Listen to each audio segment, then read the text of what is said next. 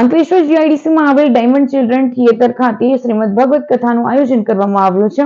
અંકલેશ્વરના શકુંતલા ગુલાબચંદ શારદા અને પરિવાર દ્વારા જીઆઈડીસીમાં આવેલ ડાયમંડ ચિલ્ડ્રન થિયેટર ખાતે શ્રીમદ ભગવત કથાનું આયોજન કરવામાં આવ્યું છે, જેમાં કુંડલ કૃષ્ણ શાસ્ત્રીજી મહારાજ વ્યાસપીઠ પરથી અમૃતમય વાણીમાં કથાનું રસપાન કરાવી રહ્યા છે.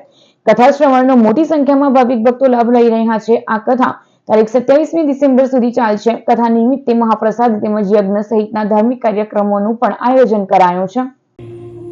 तो ऐसा करिए कि ये अमृत ले लीजिए हमसे और राजा परीक्षित को पिला दीजिए तो ये अमर हो जाएगा।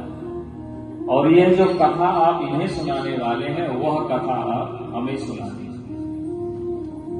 हम जिस कथा को बड़े सहज और सरल भाव से बैठ करके सुन रहे हैं वो साधारण नहीं है। अभी इन 7 दिनों के अंदर ही ऐसे बहुत से व्यक्तित्व होंगे जो प्रतिदिन